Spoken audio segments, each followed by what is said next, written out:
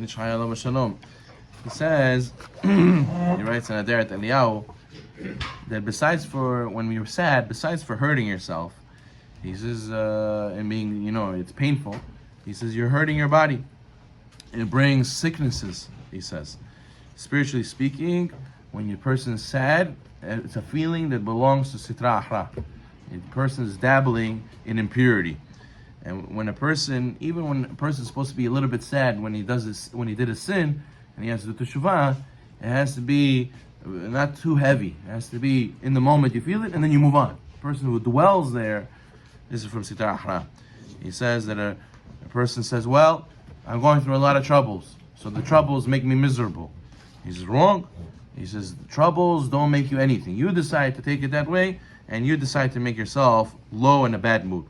If a person gets suffering, a person has to accept the ba'ava. A person has to know that you have to have joy from whatever Hashem sends you. Like that story with Rav Zusha and Rav Elimelech. They were thrown in jail for being Jews, and there was a bucket of urine there. They couldn't daven, and Rav Zusha was sad. I can't daven mincha. It's going to be past the time for mincha. Rabbi Elimelech told him, listen, the Torah says you're not allowed to pray in a room like this. So you're doing what the Torah says. Don't be sad. Be happy. Make the best of it. He says, wow, you're so right. And they start dancing like Hasidim. Oh, nay. So then they go, the guy sees them. What is this? You're dancing around this bucket? Take this bucket out. There's no room to be happy over here. And then Rav Zusha looked at Rabbi Elimelech and he realized, b'zchut him being happy, Hashem made it that he was even now able to pray mincha. Because they took the bucket out. So therefore, that's why simcha besimcha, same letters, machshava. Whatever you think is going to make it that you either be happy or sad. Not because it happens to you. It's all about the machshava. It's all about the thought. Hashem many times tests us if we're going to be happy or sad. If you have emunah, you'll be happy and you'll take it with ahava. You take it with love. But if you don't have emunah, then that's when a person gets sad. He says, how do you improve your thought, your frame of mind? He says, number one problem that makes people sad, he says, if you keep all your pain bottled up. He says, Rabbi, I'm embarrassed to talk about my problems. Well, Rabbeinu Yonah says that one of the reasons that I have a friend, K'nan Chachaver, he says, is to talk about your tzarot, is to talk about your problems. You have to talk to somebody. As it says, King Solomon says in Mishlei, that if you have something in your heart, yisihana, you should discuss it with somebody else that takes it out of your heart. People pay top dollar to the professionals, to the psychologists, just to listen to them. They don't even give them advice. They just listen to me. And how does it make you feel? And what does it make you feel? And they go and they feel better. Number two, he says, think of all the people that were in horrible situations, and now they're enjoying life. They have blessing. People who were poor, they became rich. People who owed money, they got out of debt. People who didn't have kids, they have children and grandchildren. People who were sick, they came back to life. You have to realize in your life, when you were down and how Hashem saved you, you have to remember all these stories. Number three, you have to find a wise man to tell you many stories or advice to think better than you feel. A person has to speak to somebody who's wiser than him, his mentor, an elder, chacham, in order to be able to make him feel better. They tell a rabbi, give me chizuk. I feel very down. I want to call you. I want to speak to you. Give me chizuk. Okay, good. So then he says, the pasuk says in Sefer Shemot, they came, each one whose heart raised them up. It means whenever the Jews came to give donation to the Mishkan, it's Asher Nasa Libo. His heart raised them up. What does it mean? His heart raised them up. In Sharik Dusha, Rav Chaim Vital writes that sadness stems from the element of earth, of dust of earth. It's from afar, right? Which is heavy and motionless. So what does sadness want you to do? To sit here and do nothing. Just give up. That's the element of dirt. He says the person has to be careful not to let himself be lowered down to the earth. He has to lift himself up.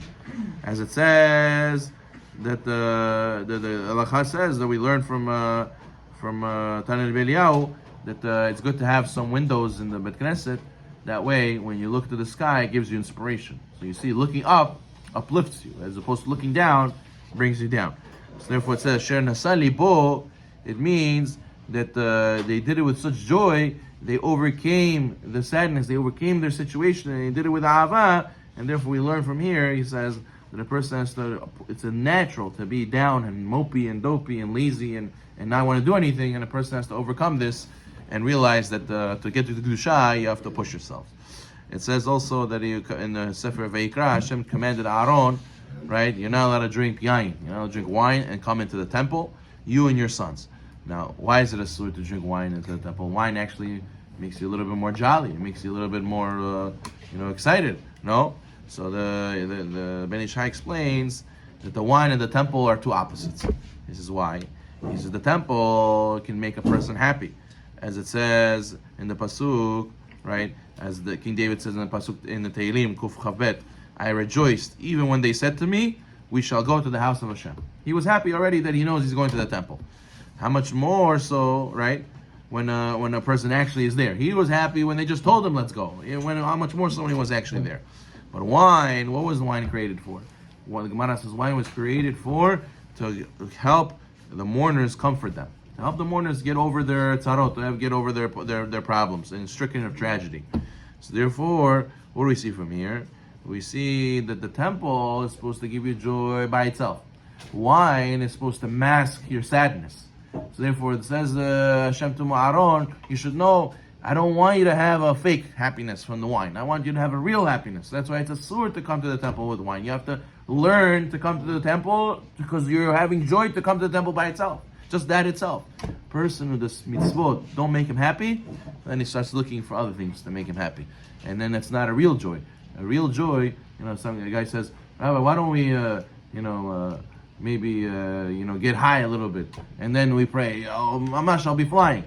The point is that Hashem doesn't want, obviously it's a sur, but Hashem doesn't want that. Hashem wants not you to use a crutch to go and serve Him and to have joy. Hashem wants to do it because you naturally can do it. It's really coming from you, not because something else took over you.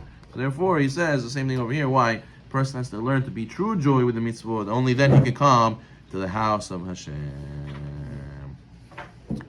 Okay, as it says in the Masechet Brachot, all the people of Hashem shall see the name of Hashem upon you, and they will fear you. That's Pasuk in Devarim. Rabbi Eliezer Gadol says, Tefillin shel Rosh. How would all the goyim know and see the name of Hashem upon you? Because they'll see the shin on the Tefillin shel Rosh. They know that Hashem is upon you, and therefore they will fear you.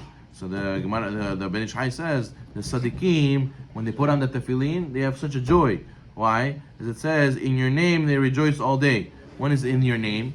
In your name is when you put the name of Hashem on you, which is the Tefillin. So therefore a person has to know, tremendous bracha and tremendous respect the world's going to give you b'zchut the Tefillin. And the Rav Chaim Palagi writes that the reason the Geulah has not come yet is because we're not so meticulous to put on the Tefillin and to wear the Tefillin properly. If the whole community would be meticulous to put on Tefillin properly, so then all the goyim would fear us. Right away, it says they will see the tefillin on you and they will fear you, and the galut would not be a galut anymore. So he says, tying the head tefillin, the arm tefillin, is you connecting your brain and your heart to Hashem. He says there's two shins on each side of the tefillin shel Rosh, right? And one on the right, one on the left. He says when you put these two letters together, what do you get? Sas. Sas is rejoice. So sas means a hint. You have to, when you put on the tefillin, you have to be happy, you have to be joyous. As the Gemara says, Sechet Brachot, Abaye was sitting next to Rabbah. Abaye saw that Rabbah was very happy. And he looked like he was too happy, you got to calm down a little bit, serious a little bit. So Abaye told him, Gilu berada. It says in Tehillim, rejoice with trembling. You have to calm down a little bit. Rabbah said, don't worry, I'm wearing tefillin. So then Rav Yirmiyah was sitting next to Rav Zera. Yirmiyah saw that Rav Zera was also very happy. Yirmiyah told him, listen, it says in Mishlei, in all sadness, there is profit. Meaning, you have to be a little bit sad, a little bit serious, you're going to gain from that. So therefore, Rav Zera said, don't worry, I'm wearing tefillin. So what does this mean? Abaye was worried, and there was some sort of sin going to happen if Rabbah was too happy. Rabbah said, don't worry, I'm wearing my tefillin. Yirmiyah said, okay, fine. You're not scared you're going to do any sin while you're wearing the tefillin, but you still have to be serious because b'zchut being serious, that itself is a zechut. So Zera told him, don't worry, the fact that I was wearing tefillin is the reason for my joy. I'm not some random joy. I'm happy in the mitzvah tefillin, so it's okay. So you see that the rabbis were so happy while they were wearing tefillin to the point where the other rabbi told them, "Oh, calm down. It's not good. You're going to do a sin because of this." So that's how we have to learn like a little lesson from this. How happy a person has to be able to do the mitzvot tefillin, the mitzvot in general, and that's what it means to be happy with the mitzvot of Hashem. What does a person wake up every single day? A person wake up every single day. Baruch Hashem, I'm able to come to the house of Hashem. Baruch Hashem, I'm able to pray to my Creator. I'm able to do His will. B'yad Olam Haba. Instead of what makes you happy? Oh, it makes me happy. I'm gonna go watch the Super Bowl later today. I'm gonna go and go to my own business. Bada bing, bada boom. Make some business over here. Make some business over there. That's what makes me happy. Person has to learn to be happy with the mitzvot. Baruch Hashem. Amen. Amen.